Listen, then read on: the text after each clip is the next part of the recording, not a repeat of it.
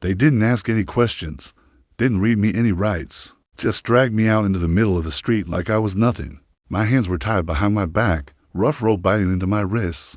I could feel every eye on me, some staring, some filming, others just walking by like this was normal, like it happened all the time. They pushed me up against a cold metal pole right in front of the town square.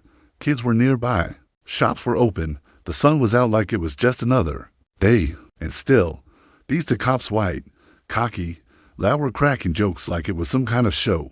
One of them even bowed, like he was on stage. Said something about showing the newcomer how things work around here. I didn't say a word, not because I was scared, but because I wanted to see how far they'd go. I watched their faces smirking, proud, sure of themselves. They thought they were in control. Thought I was just some poor black man who'd wandered into the wrong town. They had no idea who I was. No idea what I was doing there. No clue what was about to happen. I heard people laugh. I heard phones snap pictures. And still, I didn't move. I stood there tied to that pole, heart steady, eyes watching, because the truth, that rope around my wrist wasn't going to hold for long. This little show they put on, it was about to backfire in a way they couldn't even imagine, but to understand how I got there to that pole. In that town, with those two fools thinking they were untouchable, you've got to hear the whole story. So let me take you back to where this all started. Name's Marcus, 52. Been wearing the badge most of my life. Big cities, small towns, you name it. I've been there. But nothing quite prepared me for the place I was about to call home, a tiny southern town most people pass through without even noticing. That's where they wanted me to step in as the new chief of police. No fancy welcome, no press, no handshakes, and that's just how I wanted it. See, I've learned something. After all these years, sometimes the best way to really see a place is to walk in quietly. Don't let the title do the talking, let people show you who they really are when they think you're just another guy off the street. So I got there a couple of days early. No badge, no uniform, wore an old cap, plain jacket, jeans, just another tired black man rolling into town. The place looked peaceful, sure, neat lawns, quiet streets, kids riding bikes, but something felt off. It was in the way people looked at me, like I didn't belong, like I'd walked into someone else's house. Without knocking, I didn't take it personal, not at first. I figured maybe they just weren't used to new faces. But I was wrong. It wasn't just about being new. It was about being me, a black man stepping into a position they never expected someone like me to hold. I kept to myself, walked the streets, watched how the local cops carried themselves. That's when I first saw them, Jake and Tyler, the white officers with too much confidence and not enough respect. The way they talked, the way they laughed at people when they thought no one was paying attention. It told me everything I needed to know.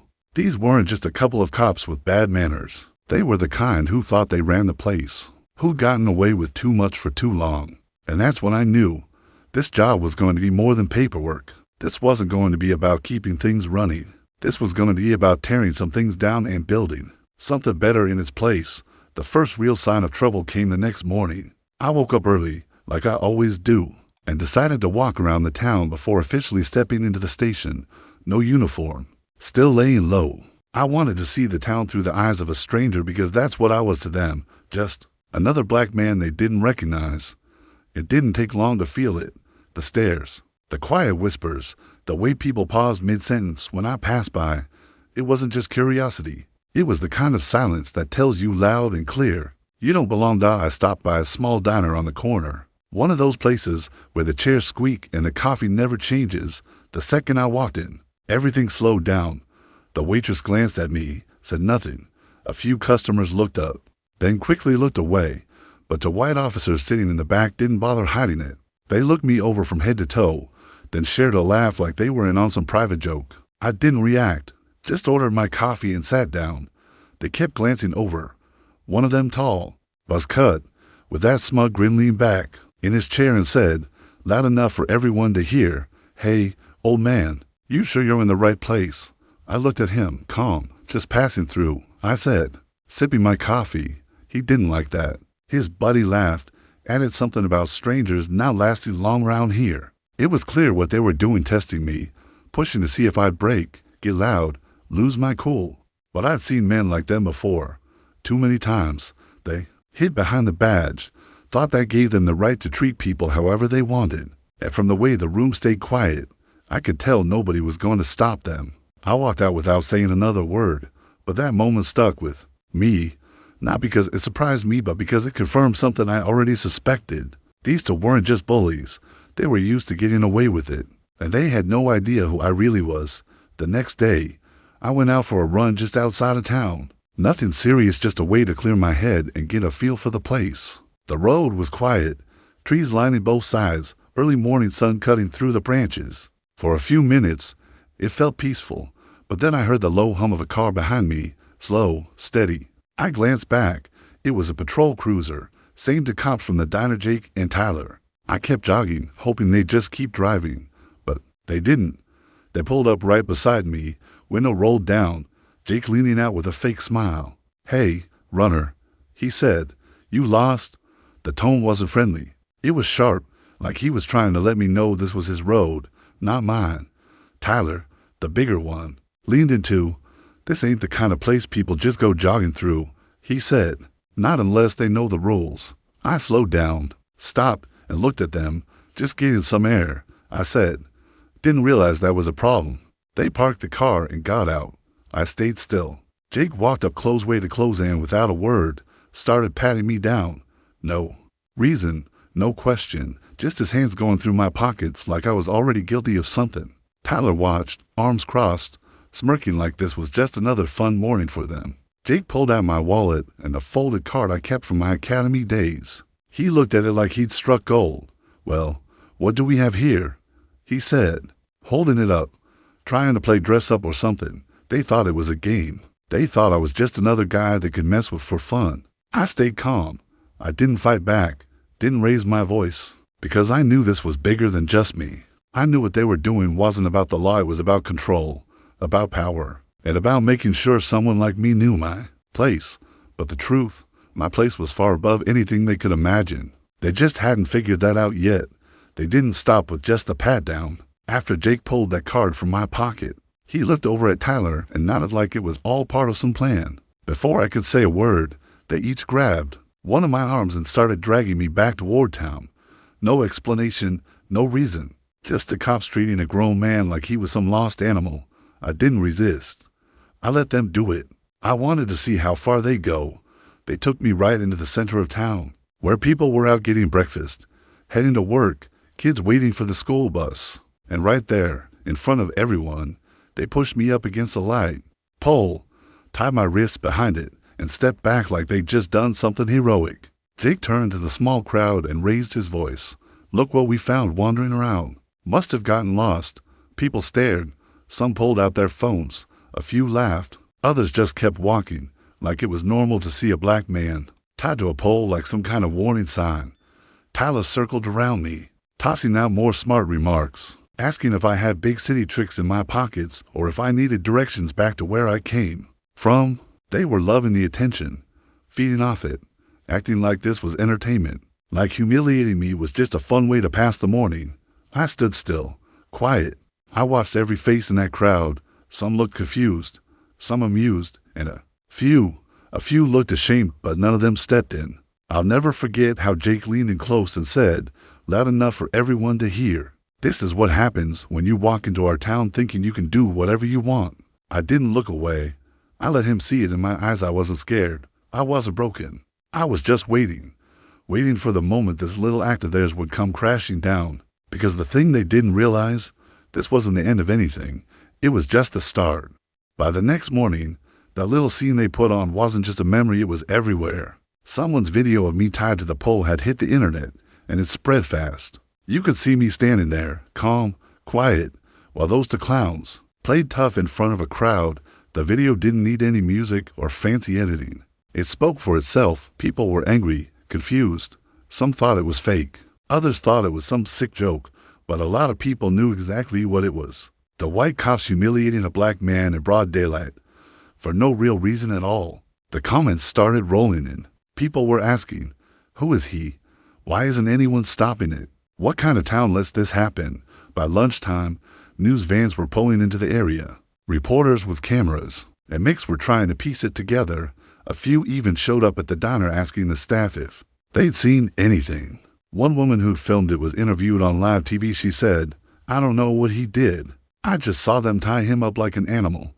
That clip alone got replayed 100 times. Jake and Tyler, they were still walking around like nothing had happened. They didn't even seem to care that the story had blown up. Tyler joked with another officer about getting famous, while Jake brushed off the questions from journalists like it was all some misunderstanding. But what they didn't see, what they couldn't see, was that the ground beneath them was already starting to crack.